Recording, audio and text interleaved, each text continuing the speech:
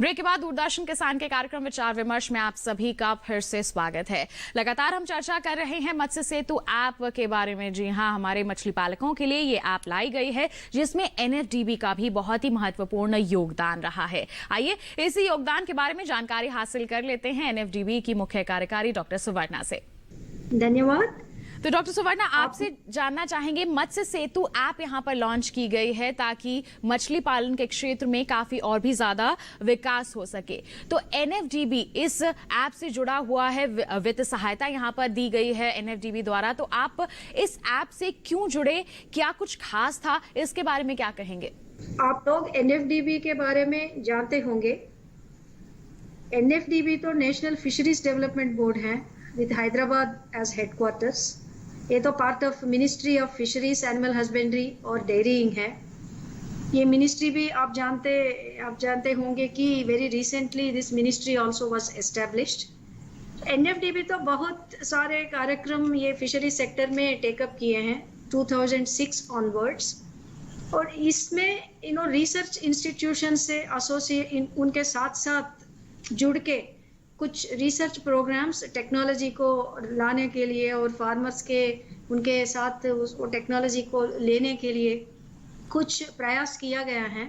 और एनएफडीबी ऐसा कुछ रिसर्च प्रोजेक्ट्स, आईसीआर इंस्टीट्यूशंस को भी रिसर्च प्रोजेक्ट सैंक्शन किए थे। उसमें एक रिसर्च प्रोजेक्ट का नाम था capacity building of knowledge intermediaries and primary stake holders in fresh water aquaculture through virtual learning approach.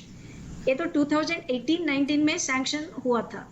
आप सुन रहे हैं ना, वर्चुअल लर्निंग। ये तो कोरोना के बहुत पहले ही ये तो एनविजन किया गया जी। और एक प्रोजेक्ट में वो वर्चुअल अप्रोच को लाके एक 8 मॉड्यूल्स बना के उसको कैप्चर करके वीडियोस लेके पूरा अच्छा रिसोर्स पर्सन्स को बुला के वीडियो लेक्चर्स, एक they have theatre also, they have established सीफा। जी बिल्कुल। तो घर बैठे ही हमारे जो मछली पालक हैं वो जानकारी ले सकते हैं इस ऐप के जरिए। तो डॉक्टर सुवर्णा, आपसे जानना चाहेंगे, कोविड महामारी के इस समय में जैसे ज़रूरत है कि हमारे मछली पालक घर बैठे ही जानकारी हासिल कर लें, तो किस तरह का आप यहाँ पर चेंज एक्सपेक्ट करती हैं, किस तरह का बदलाव आप एक्सपेक्ट करती हैं कि आगे आने वाले समय में होगा इस ऐप के इस्तेमाल से? एक्चुअली कोविड महामारी के पहले, वो आने के पहले also we had video conferencing, लेकिन वो इतना इफेक्टिव नहीं था। अब in a way we have to thank Covid कि इतना सारे प्लेटफॉर्म्स आ गए, तो अब technology can be accessed at free of cost और at very low cost. So हम ये स्पीड ऑफ हम तो सब बनाते हैं, लेकिन स्पीड नहीं है, इंटरनेट का स्पीड नहीं है या इसका प्रॉब्लम है, तो कोई नहीं देख पाएगा।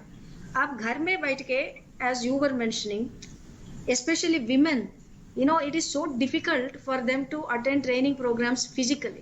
जी. Even for men, for that matter. So it is here, app plays a crucial role. So app, मैंने feedback भी just few days back वो उसका launch हुआ then union minister of fisheries के साथ। इतना अच्छा फीडबैक मिल रहा है। हम हैदराबाद में हमारा हेडक्वार्टर्स है, लोकल तेलुगु चैनल्स के लोग, इलेक्ट्रॉनिक मीडिया का चैनल्स लोग, प्रिंट मीडिया का लोग आके हमसे पूछ के ऐप क्या है। जी बिल्कुल। तो इस ऐप के बारे में लोग जानकारियां हासिल करने की कोशिश कर रहे हैं, इसे डाउनलोड भी कर रहे हैं ताकि घर बैठे बैठे ही जानकारी हासिल कर सकें, क्योंकि लोगों के लिए बड़ा मुश्किल हो जाता है इस समय में, या फिर वैसे भी अपने घर के काम या फिर खेती बाड़ी के काम छोड़ करके किसी भी संस्थान का रुख करना, तो ऐसे में काफी सहूलियत मिलेगी। एक और सवाल आपसे करना चाहेंगे, आगे आने वाले समय में अगर हम बात करते हैं तो मछली पालन के क्षेत्र में विकास के लिए और किस तरह की योजनाएं हैं आपके संस्थान द्वारा? आप जानते होंगे कि बहुत बड़ा योजना है प्राइम मिनिस्टर मत्स्य संपदा योजना जी। ये जो ऐप के बारे में हम बोल रहे हैं, ये इनिशिएटिव ब्लू रेवोल्यूशन स्कीम में लिया गया था जी। लेकिन बाद में और एक स्कीम आया, fisheries and aquaculture infrastructure development fund. इसमें सब्सिडी कंपोनेंट नहीं है, लेकिन लोन कंपोनेंट है with very very reasonable kind of interest and interest subvention का 3% up to 3% इंटरेस्ट सबवेंशन का facility is there. or the repayment thing also, very easy terms like 12 years. आप repay 12 years में तक repay कर सकते हैं. State government agencies as well as the private entrepreneurs can avail this facility. इसके साथ साथ प्राइम मिनिस्टर मत्स्य संपदा योजना 2021 में लॉन्च किया गया. Just completed 1 year, but totally COVID, it coincided with almost COVID problem. फिर भी इतना सारा सैंक्शंस दिया गया है स्टेट्स को. इसमें 2 कंपोनेंट्स हैं, सेंट्रल सेक्टर और सेंट्रली स्पॉन्सर्ड स्कीम का. Centrally sponsored scheme place a major role, क्योंकि स्टेट्स और यूटीज उनका रोल है उसमें. 60-40 रेशियो में सब्सिडी भी सेंटर और स्टेट्स शेयर करते हैं, बाकी बेनिफिशियरी कंट्रीब्यूशन होता है. बहुत सारे कंपोनेंट्स हैं, हैचरीज स्टार्ट करके rearing points, research RAS units बोलते हैं, recirculatory aquaculture system units, biofloc units, वैसा बहुत सारे चीज हैं प्राइवेट एंटरप्रेन्योर्स के लिए. वो स्टेट्स के द्वारा अप्लाई करना चाहिए. और दूसरा टाइप है इंफ्रास्ट्रक्चर डेवलपमेंट. स्टेट्स डेवलप करते हैं लाइक सम मार्केट्स का इंफ्रास्ट्रक्चर, उसमें बेनिफिशियरी का कंट्रीब्यूशन ना हो, स्टेट और सेंटर शेयर कर सकते हैं.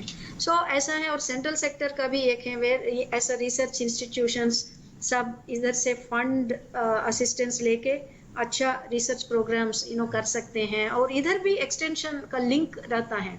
अब research institutions also lab to land, they also connected to the farmers. अब ये app also it's not only for farmers, for academicians, for researchers, the would be students like fisheries sector. After somebody chooses agriculture, animal husbandry, dairying, maybe earlier fisheries sector, but अब वो नहीं है. fisheries sector is very promising, it has lot of takers.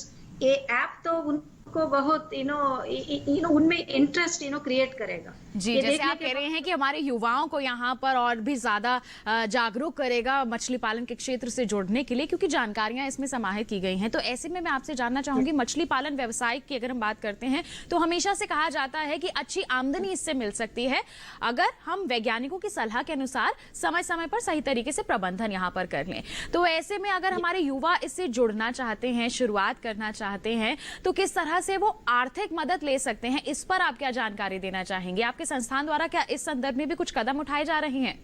हमारे संस्थान से, अब states और UTs के बारे में मैंने अभी बोल दिया, और दूसरा रिसर्च इंस्टीट्यूशंस और NFDB के द्वारा भी कुछ important activities are taken up. एक है ट्रेनिंग और कैपेसिटी बिल्डिंग का.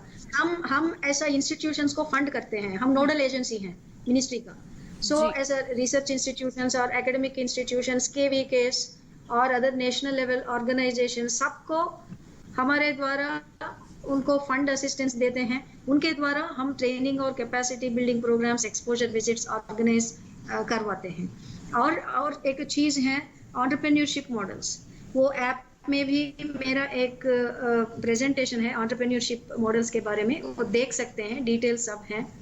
सेंट्रल सेक्टर एंटरप्रेन्योरशिप मॉडल्स के लिए NFDB is a nodal agency.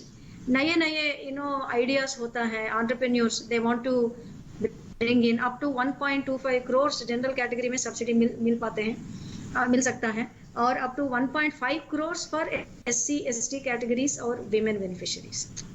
This they can avail, but the proposal should be good and they have to be loan linked. तो bank loan तो must है उसमें.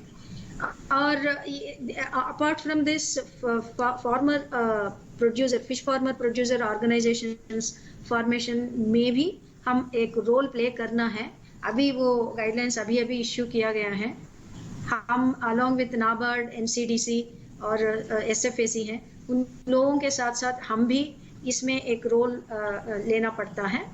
Apart from this, traceability certification is another area where NFDB would be working in quality enhancement के लिए. और insurance का भी हम फार्मर्स, फिशर्स का इंश्योरेंस का भी, ये तो वेलफेयर प्रोग्राम है, लेकिन NFDB is nodal agency for implementing group accidental insurance programme.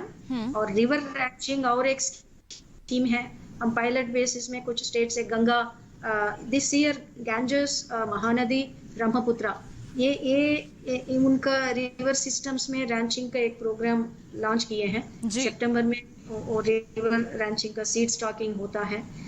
Apart from this, whatever important key activities that have to be taken at ministry level that are delegated to NFDB. जी, तो राष्ट्रीय मत्स्य विकास board हम कह सकते हैं कि यहाँ पर मत्स्य पालन के क्षेत्र में जितने भी विकास के कार्य किए जा रहे हैं उसमें एक अहम भूमिका निभाता है. और मत्स्य सेतु ऐप एक सबसे बड़ा उदाहरण यहाँ पर आप सभी के सामने है कि एनएफडीबी ने सिफा और आईसीआर के साथ जुड़ के इस ऐप को विकसित किया है यहाँ पर, और हमारे मछली पालकों के सामने पेश किया है ताकि हमारे मछली पालक इसे अपनाएं, इससे जानकारियां हासिल करें, चाहे किसी भी तरह की जानकारी हो मछली पालन के क्षेत्र से जुड़े हुई, और इसमें अपार सफलताएं जरूर हासिल करें. बिल्कुल डॉक्टर सुवर्णा, बहुत बहुत धन्यवाद देना चाहेंगे, आप हमारे साथ जुड़ी, आपने इतनी अहम जानकारियां साझा की, बहुत बहुत धन्यवाद आपका. आइए